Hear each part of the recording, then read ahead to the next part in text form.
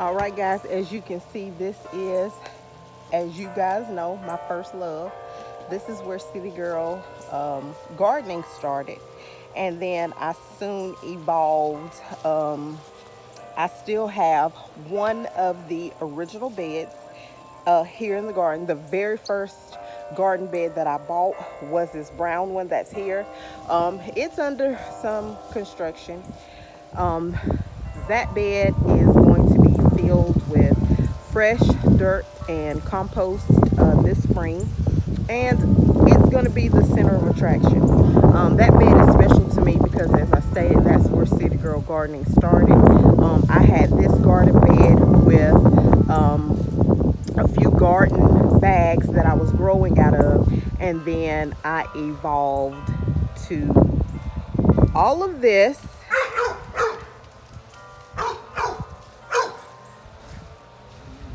and then added beds along the fence line here.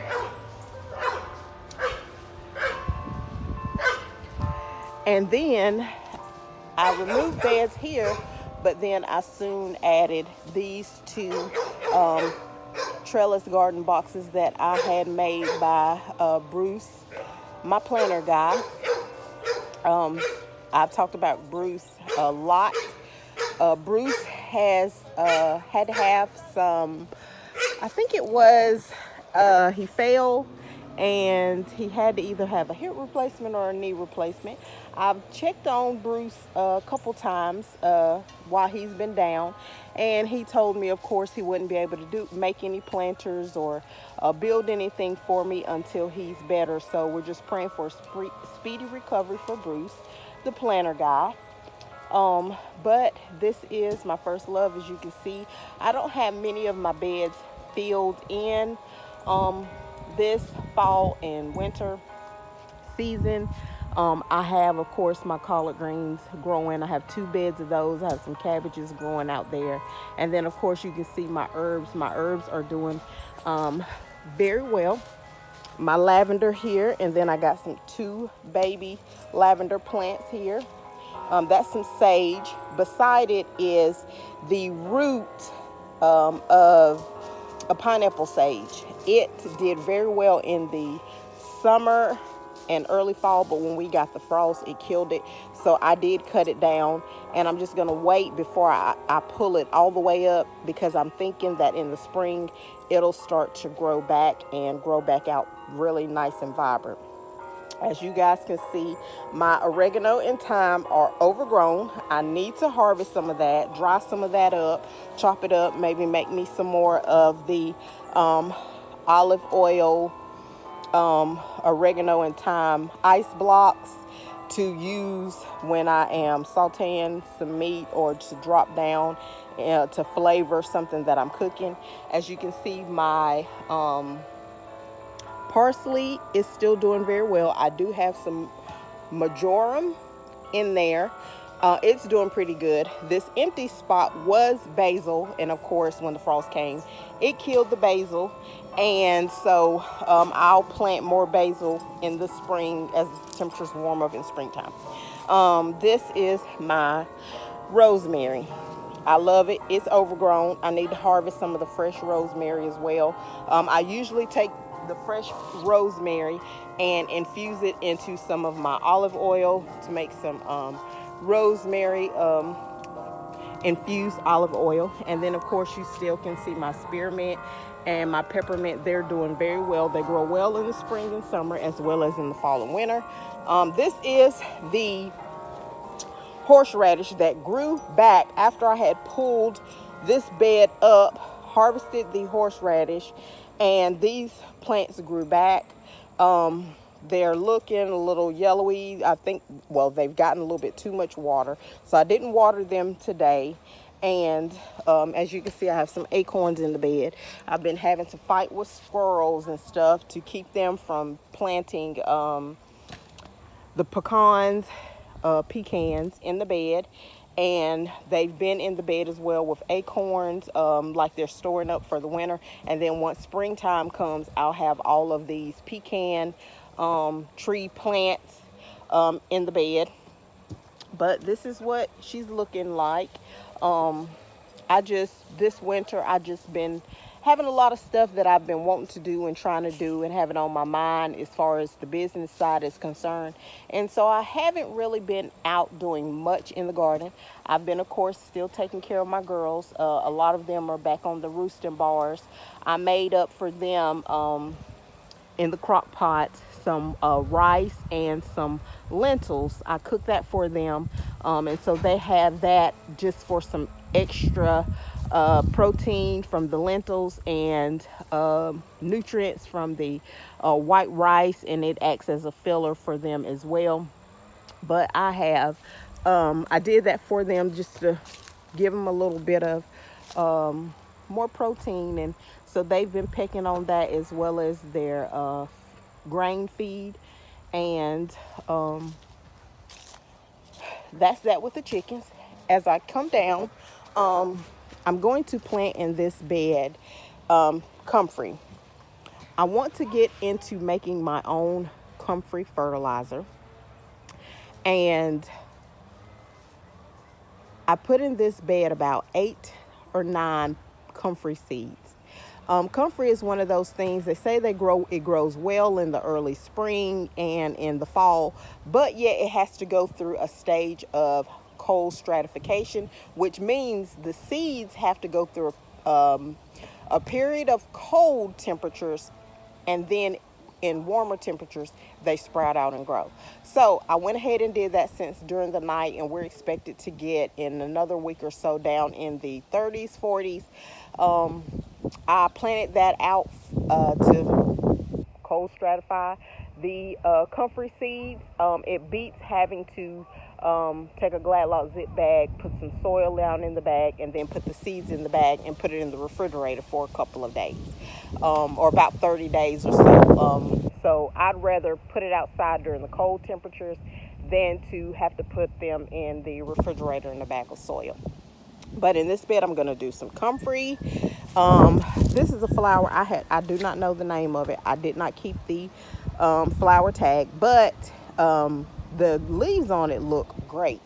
However, the flower buds, they're starting to die, and it looks like they're drying and seeding.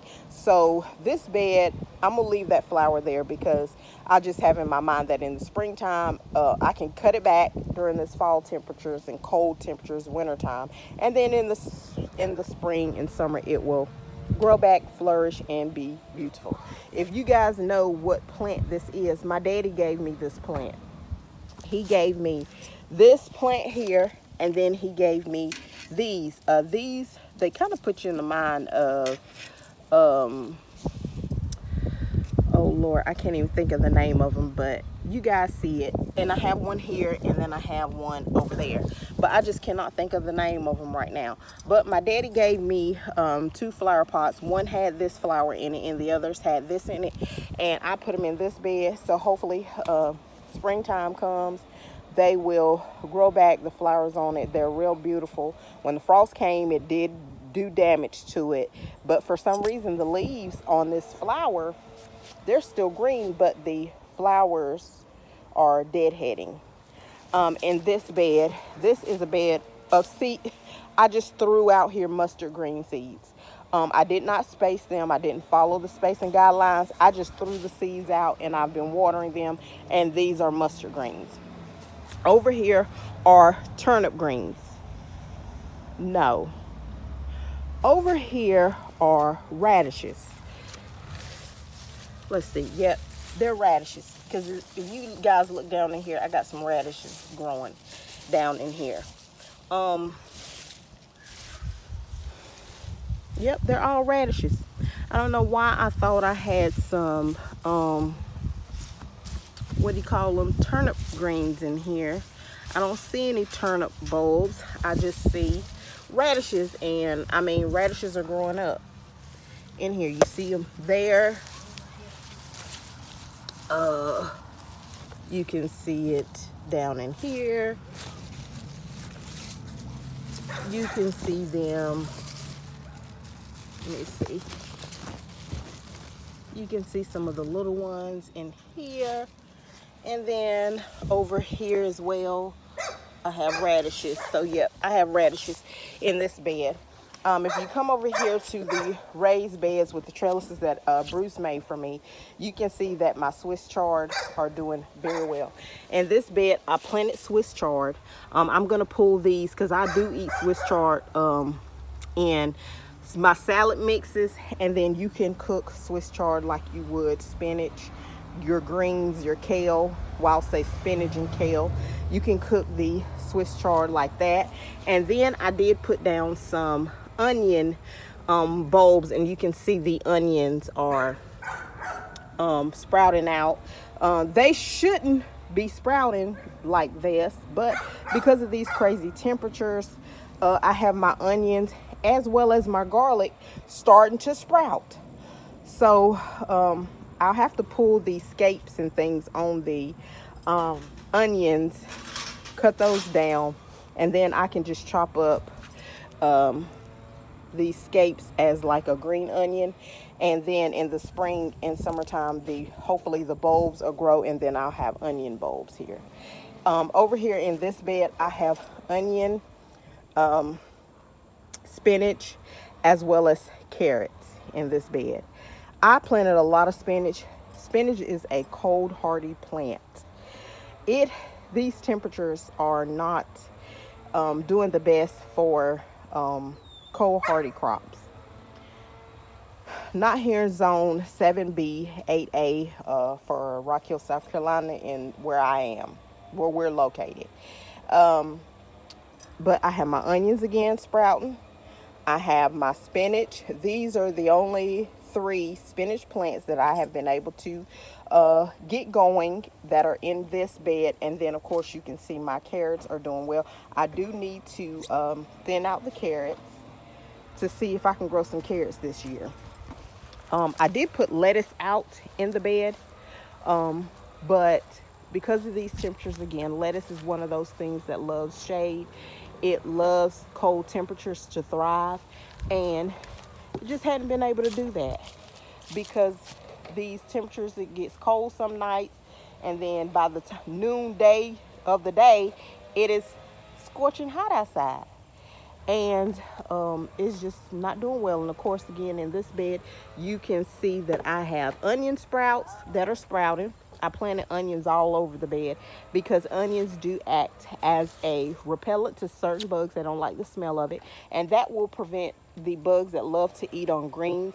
It will prevent them from eating up my greens and eating holes in the greens. So you can see that I do have collard greens, and then I have 2 cabbages in that bed, and as well as onions that are sprouting. In this bed that's right here, I did put some lettuce things out, and of course you can see some sprouted is looking real sparse and scarce because of the temperatures. I have another bed here that I'm doing the collard greens in, and you can see as well again in this bed I have onions that are sprouting. If you know about the onions and the garlic, then you know that these are crops that you would plant in the wintertime because they will grow out and bulb in the spring and the summertime. But here it is, these temperatures are wild and crazy, and they're just sprouting out. In this bed here, I do have, I think it's Swiss chard in this bed as well with some of the onions that are growing out. And I think I did try some spinach in this bed. So I have a few popping up. And then in this bed, I put out garlic in this bed. And you can see here, I have garlic sprouting out in the bed. And they shouldn't be doing that. Over here again, I did put some greens or something down in there, but this temperature is very crazy again.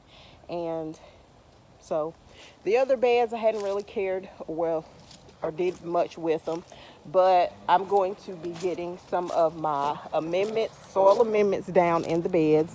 I am going to put more compost, more manure down in the bed, and I may cover those that are not growing well and not doing much. May go ahead and cover them up. I did a couple weeks back do make some changes in the garden with the center of attraction that's going to be here, which is my first garden raised bed that I got. I am going to put a big tall trellis over it. I am going to grow some loofah and some hanging squash vining plants from it this year. I'm going to have some flowers. It's going to be real pretty. I see the vision in my head, and hopefully we'll make that come true.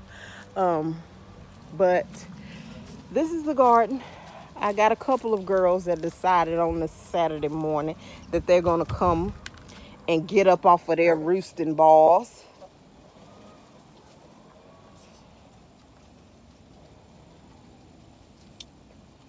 I extended this coop, so they got a lot is deep back there, and then it turns the corner to the back side of our outhouse back here, or shed, and makes kind of an L shape. So they have more than enough room to play around, get around, enough room to spread their wings.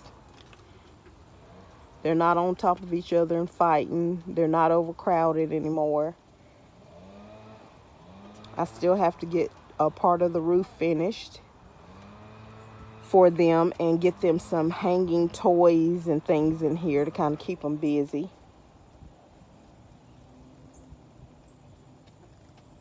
But this is the garden.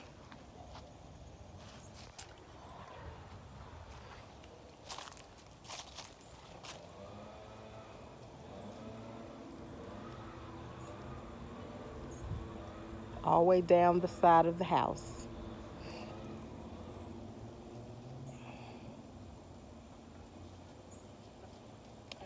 Thanks for tuning in for this little garden tour. Stay tuned because, of course, I have more to come.